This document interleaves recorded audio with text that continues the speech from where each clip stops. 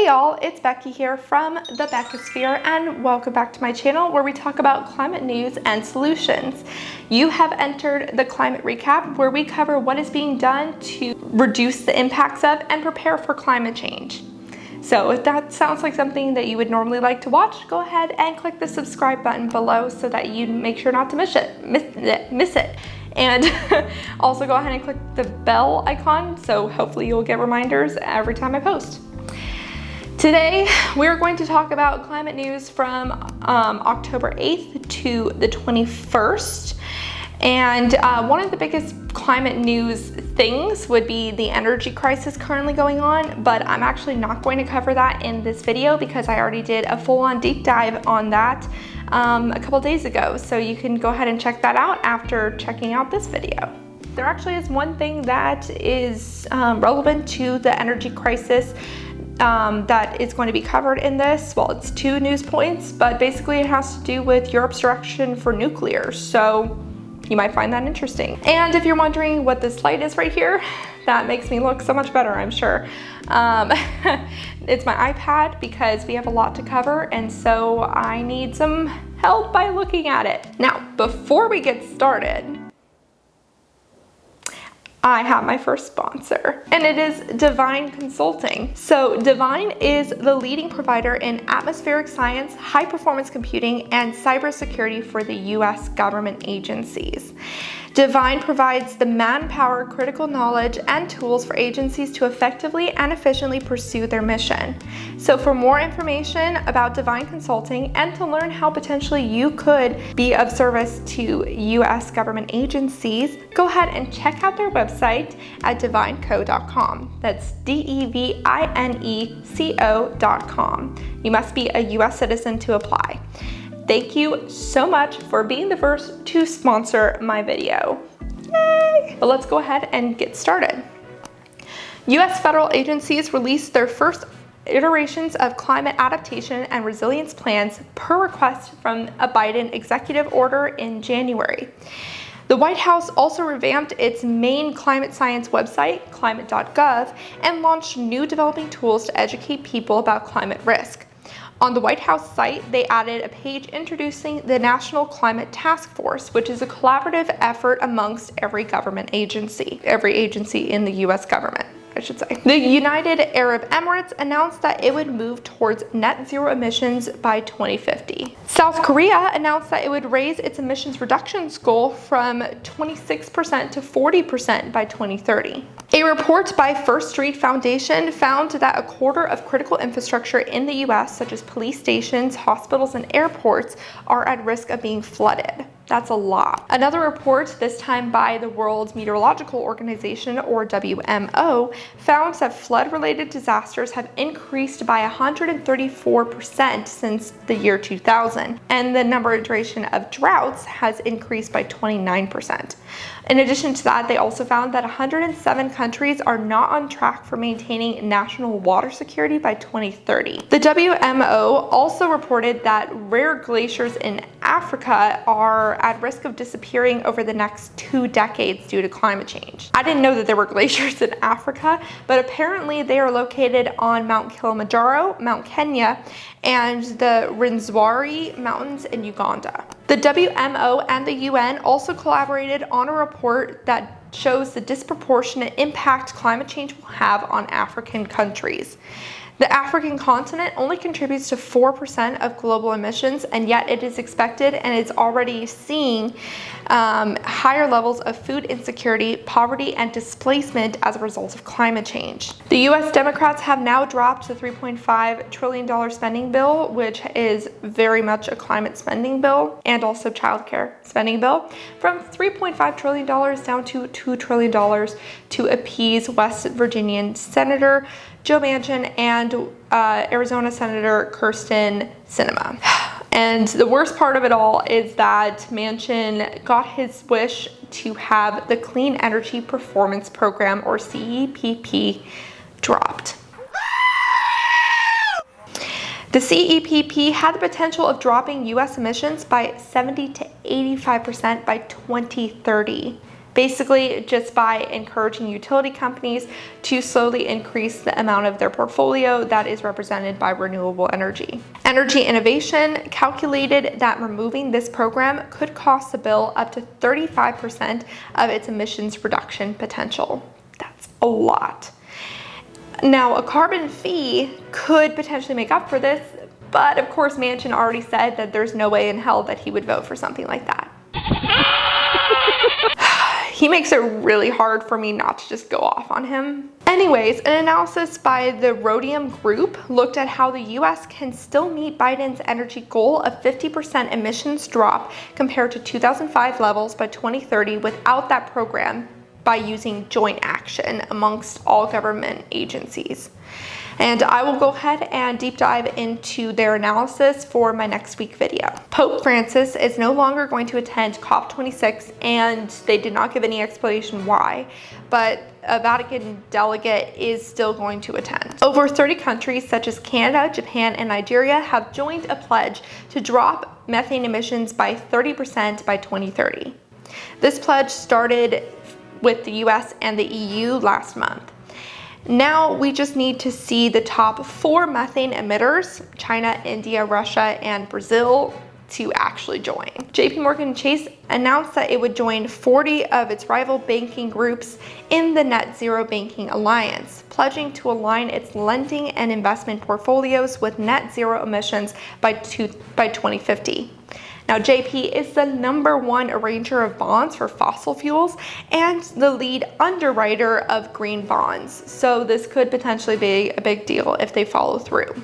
Though speaking of them not following through, Chase and other major banks like Barclays and Citigroup claim that they have stopped supporting Arctic drilling projects, but the International Energy Agency says that 90% of those energy projects are paid for through that stream of finance, suggesting that there might be loopholes in the bank's promises. The Department of Energy launched the National Community Solar Partnership to bring together agencies, developers, and local government to develop enough community solar by 2025 to power 5 million homes. China hosted UN's biodiversity talks on October 11th, in which over 100 countries signed on to the Kunming Declaration to protect 30% of land and federal waters by 2030.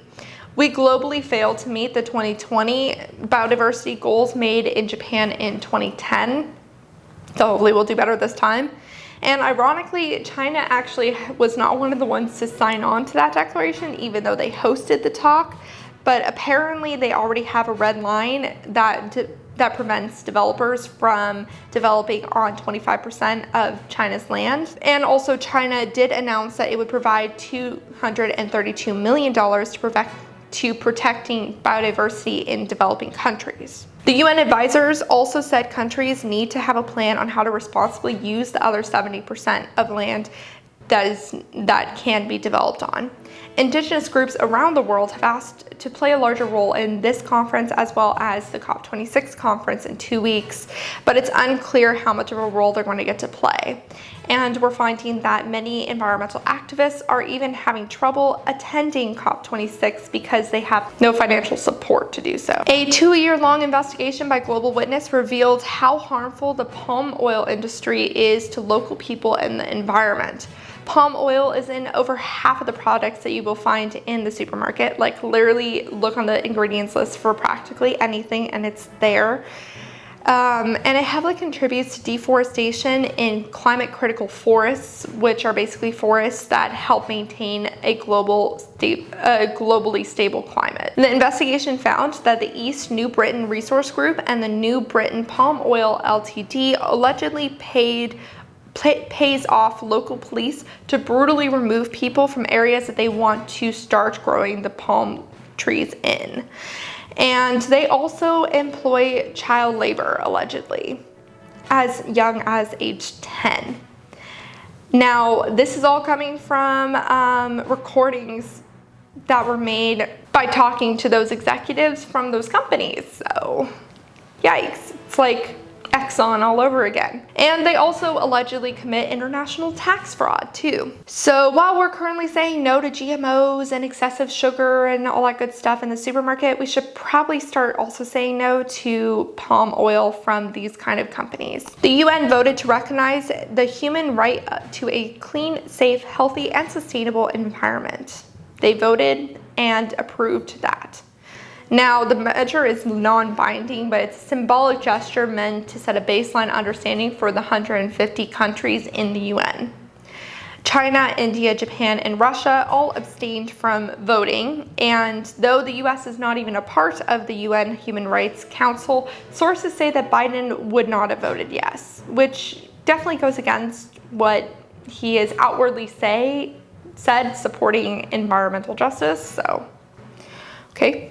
A new report by the analytics firm MCSI found that fossil fuel execs are getting bonuses for environmental performance even when their company has been responsible for an environmental disaster that same year. For example, in 2018, when Marathon Petroleum was responsible for 23 oil spills that year, the board of directors awarded the chief executive over $270,000 for, quote, excellence in environmental, personal safety, and process safety improvement.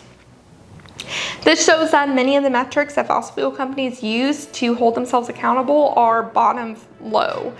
And so an environmentally good year for them could actually be a crap year for the environment. When looking at 6 of the largest fossil fuel companies in the US, most of them were hitting their environmental goals.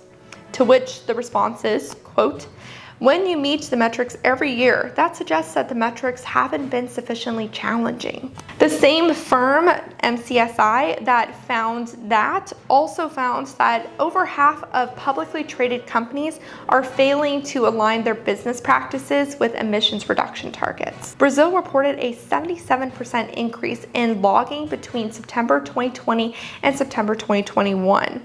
Selective cutting is the highest that it's been in the last 5 years in the Amazon.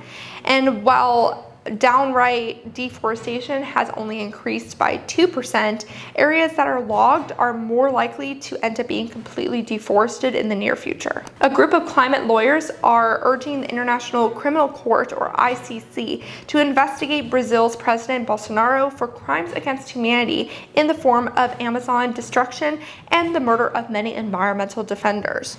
This isn't the first time that the ICC has been asked to intervene. Indigenous groups have been trying to get them involved since 2016, but apparently this is the first request that successfully connects human health to rainforest deforestation. It's unclear yet whether or not the ICC will actually take up the case. According to an analysis of 10,000 studies, experts are twice as likely to focus on how climate change is impacting wealthy countries than countries in places like the Global South. This has helped paint a skewed picture of where climate impacts are happening. For example, scientists are attributing extreme weather events to climate change in places like the US more often, but they're not paying as much attention to extreme events in places like Kenya, creating an incomplete picture of how climate change is impacting humanity overall. A new report by the IEA outlines where current policies and possible policy directions will impact emissions. Current policies will basically do jack and get us to about 2.6 degrees warming above pre-industrial levels, which we already knew. But the report also emphasized the economic opportunity for us moving towards clean energy. The transition will not only be better for the environment, but also the global economy.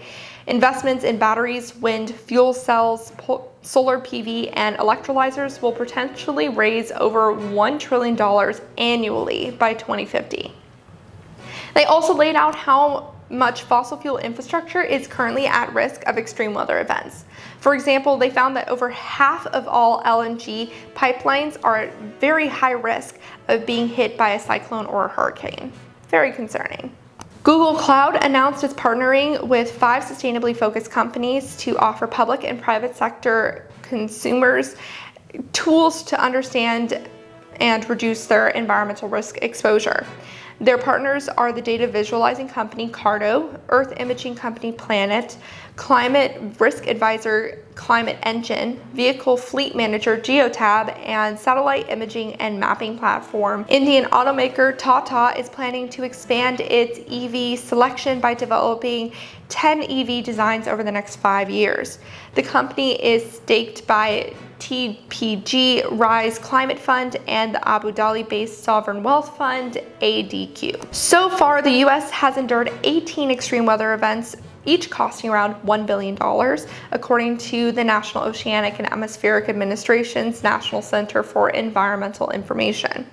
This puts 2021 right behind the record-breaking 2020, which experienced 22 extreme weather events. And we're not even done with 2021 yet, so it could surpass 2020. A Pew Research study looks at how many Americans believe that they've seen extreme weather events in the past year. Overall, 2/3 say that they're seeing these events happen more frequently than they used to. France announced that it'll spend $34.6 billion over the next 5 years on small nuclear reactors, semiconductor plants, and decarbonizing the French industry sector. French President Macron said that he wants France to become a global leader in hydrogen, in green hydrogen. Additional funding will go towards improving the country's agricultural sector to increase domestic output and reduce the sector's greenhouse gas emissions. Meanwhile, the environmental activists in France won a lawsuit against the French government over climate change. France overshot its emissions targets by 15 million metric tons between 2015 and 2018, and the court has ordered the government to take all necessary measures to repair the damage by the end of next year. A New York Times investigative piece found that private equity industry invests at least $1.1 trillion in the US energy sector, and yet only 12% of that goes to clean energy, despite the fact that clean energy is the largest growing sector or portion of that sector. $1.1 trillion is double the combined market value of 3 of the largest energy companies, Exxon, Chevron, and Royal Dutch Shell. So that's a lot of money. 29 of the world's biggest investment firms and pension funds plan to drop emissions in their portfolio holdings by a quarter by 2025, according to an announcement by the Net Zero Asset Owners Alliance. This group includes Alliance, Aviva plc, Swiss Re AG, and the California Public Employees Retirement System, or CalPERS. It seems like the term net zero is becoming a trendy term, and climate denial groups are catching on to that. One of the big organizations, called the Global Warming Policy Forum, has rebranded itself to Net Zero Watch.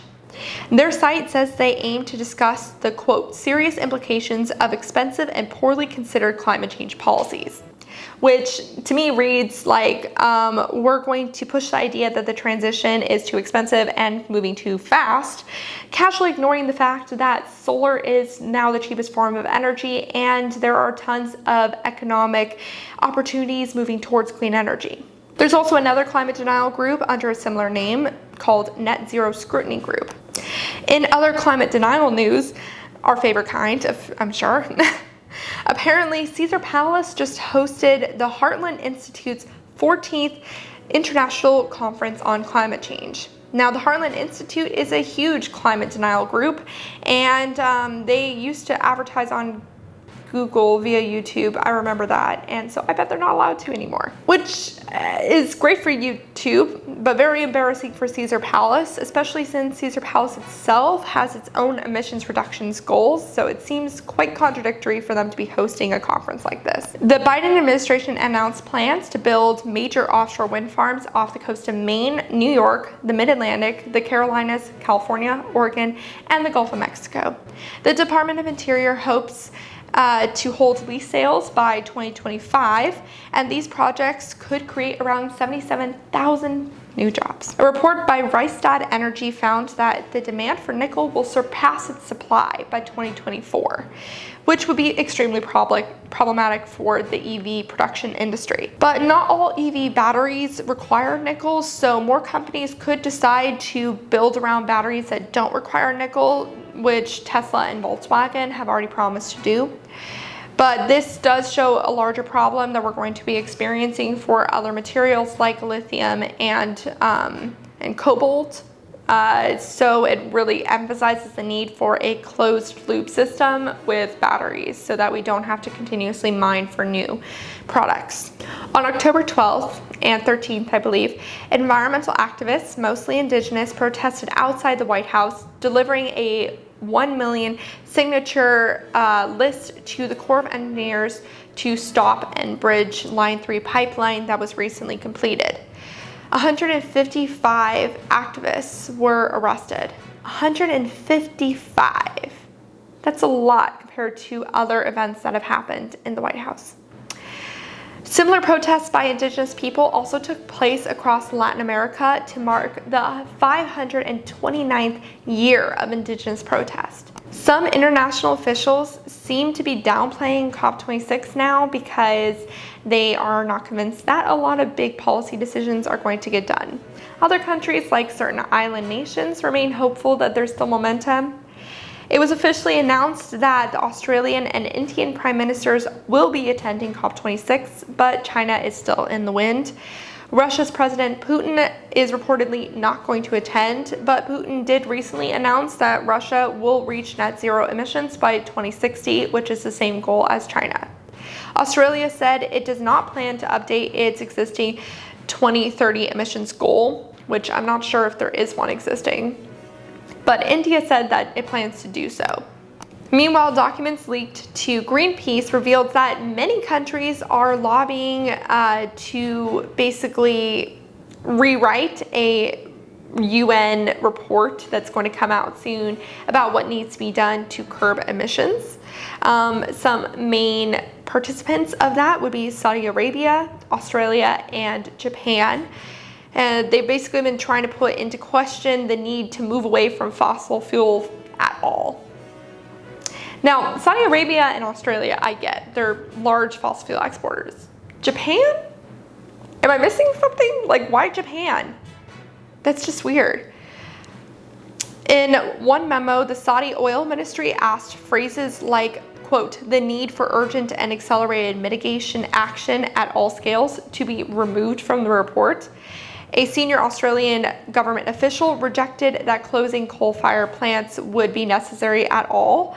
And a senior Indian scientist from the country's Central Mining Institute, which is a very big influential institute for the government, said coal will remain necessary for decades. India is the second largest coal importer. In addition to that, several wealthy nations are trying to move away from the idea that they have to give any money to poorer countries, even though they've created the majority of emissions that poor countries then have to suffer disproportionately for. The leak consisted of 32,000 submissions made by governments, companies, and other interested parties to the group of scientists, the poor group of scientists that's trying to put the whole thing together. Many of the COP26 corporate sponsors have also condemned the event as mismanaged and put together at the very last minute. Apparently the organizers have done a poor job at laying out what will happen at the event and when. A new media company called Peak Action, spelled P-I-Q-U-E, Action, launched on Monday. They plan to break into the mini doc industry, making videos that are about people working on cutting emissions, and their videos will be spread on social media. Quote, we want to change the culture of doom, and the way we're going to do that is with short-form viral content on social media. They said that they're already working with top TikTokers to promote their first batch of videos to get out to the masses and actually successfully go viral. You can check out their TikTok account at Peak Action. Again, that's P-I-Q-U-E_action. An analysis by the Dallas Fed found that while oil is an important part of Texas's economy, they would be fine without it when they're moving towards renewable energy. In fact, not relying on that industry might actually calm the economy down a little bit, because right now it's really at the mercy of energy price swings. Mississippi installed the world's first large flexible transformer, meaning that it can adjust to different voltage levels and conditions. Quote, Quote, as opposed to a one-to-one replacement, the flexible transformer could serve as a universal spare or replacement for multiple transformers spanning a wide range of voltage and impedance levels. The goal of the Department of Energy-backed project is to find a way to smoothly integrate renewables into the energy sector and also boost grid resilience. The transformer was a collaborative effort between GE Research, Prolic GE, and the Mississippi utility company Cooperative Energy, which is a very appropriate name. Two huge grant-making foundations announced that they would stop making grants accessible to fossil fuels this week. They are Ford Foundation and the McKnight Foundation. And the MacArthur Foundation also announced that they will be doing that. They announced that last month. California is banning small internal combustion engines like the ones found in lawnmowers and leaf blowers starting in 2024. Now, when I first read this, I was in my office for work, and there was a leaf blower and a lawnmower that were working right outside, and I was just like taking in the fumes. So to hear this, to read that while I was experiencing that, I'm excited for those to be gone. But apparently I might not have just been breathing in like carbon dioxide and greenhouse gases, but I could also be breathing in nitrogen oxides, which are great because they can cause cancer, cardiovascular disease, asthma, and other respiratory issues. So yay me. Satellite data exposed another example of environmental injustice in the US. A study looking at that data found that people of color are 28% more exposed to nitrogen oxide than white people. This is largely due to minority communities being more likely to live near diesel trucking routes. Quote, there's a whole racist history of freeway placement in that freeways didn't end up where they ended up by accident. 9 major companies, including Amazon and IKEA, announced that they would have net zero ocean shipping by 2040. Now, ocean shipping is a very overlooked form of transportation that needs to be decarbonized, but it actually accounts for 90% of world trade and is responsible for about 3% of global emissions. The UK announced an updated and expansive net zero strategy with more money from private sources for clean energy, EVs, decarbonizing buildings, and adding new small nuclear reactors. Another European country that's actually moving towards small nuclear reactors. Very interesting. Prime Minister Boris Johnson hopes that the whole process will add 440,000 new jobs by 2030. The cement industry announced a concrete goal to decarbonize. Yes, I went there, and no, I didn't come up with it. It came from the Grist article that announced this, and I just couldn't help myself. Cement and concrete producers around the world, minus China, announced that they would plan to reduce emissions by 25% by 2030, with the ultimate goal of achieving net zero cement production by 2050. The group is called the Global Cement and Concrete Association, or GCCA.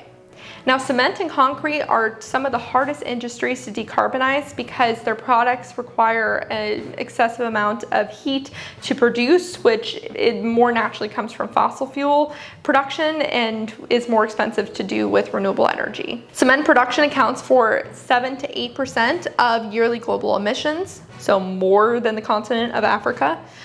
Some have called the GCCA's plan surprisingly comprehensive, while others say it's not the whole answer. One encouraging piece to note about the plan, though, is that it does not include any form of carbon offsetting, meaning that they plan to achieve this goal purely through changes in industry practices and carbon capturing technology. Quote, in 10 years, we need to prove not only the technological feasibility, but also the economic feasibility. We are confident this will work. Similarly, Australian mining company Rio Tinto announced that they plan to drop emissions by 15% by 2025 on their way to halving emissions by 2030. The UN looked at 15 countries' carbon reduction targets and processes and found that most of the fossil fuel spending plans for those countries do not line up at all with Paris Agreement. At all. Now you can probably guess which the 15 countries are. It's the usual, you know, the EU, the US, China, India, Russia, Australia, the usual, right? These countries are currently planning on extracting twice as much coal, oil, and gas by 2030 as the Paris Agreement extraction cap allows. Toyota and Stellantis, which is a parent company for Chrysler and Jeep, announced that they will join the trend made by Ford, GM, SK, and LG Chem and make battery factories in North America. Forecasters predict actually now that the EV shift might happen faster than previously anticipated. Two new reports by one of the world's top medical journals, The Lancet, came out on Wednesday showing that health problems around the world are already getting worse due to climate change. The reports tracked 44 global health indicators and found all of them are getting worse. At least 150 people were killed by flash flooding and landslides in India and Nepal this week after the heaviest rainfall they've seen in over a century. Now, it's already unusual that they're experiencing this kind of rainfall in October because the monsoon season is usually over by this point, but the monsoon season this year started quite late. Prince William and Duchess Kate awarded the first Earthshot prizes of about $1.4 million each to sustainability and conservation efforts around the world. Some of the winners include the country of Costa Rica, the city of Milan, and the Bahama coral replanting program Coral Vita. There were others as well, and you can check them out in the link below. To try to increase the prestige of the award, they made a whole ceremony around it because they wanted to be a big thing that a lot of people strive for. And so it included musical sets by Ed Sheeran, Coldplay, and KSI, and the awards were presented by actors such as Emma Watson, David Oyelowo, sorry for butchering that, and Emma Stone. And David Attenborough gave the opening remarks. Naturally. Now, side note, but Coldplay did announce in 2019 that they were not going to do another tour until they found a way to make it 100% net zero emissions, and they are starting a tour soon, which means that they figured it out. They are doing a zero emissions tour. So good for them. And that was the news from October 8th to 21st. Great to end on Coldplay. Sorry these videos keep getting longer. I swear, like, this is only like maybe a third or a fourth of the news that I came across too, so it just really shows how much is happening right now, which is great. Unfortunately, not most of it is good, but you know, a lot of news. And because I have so many links and stuff, I'm going to try a Notion link, which is basically just it's a website called Notion, and I'm going to link a web page via Notion on there. So let me know if it works, but that's my goal, because honestly, copying and pasting links in the comment section after I've abused my poor description box, it's really hard. They clearly do not want you to put links in comment sections. So let me know if the Notion link doesn't work, but hopefully it will. Let me know what you think in the comment section below. Let's continue the conversation there. Thank you again to Divine Consulting for sponsoring my first video. It's so exciting. And until next time, remember to talk about the climate crisis every single day and to support your local news organizations. Bye for now. Thank you to all my Patreons for supporting my channel. A special shout out to the climate confident and climate courageous patrons David H., Vinus Vang, FK, and Norman Anal for supporting the work I do. Thanks.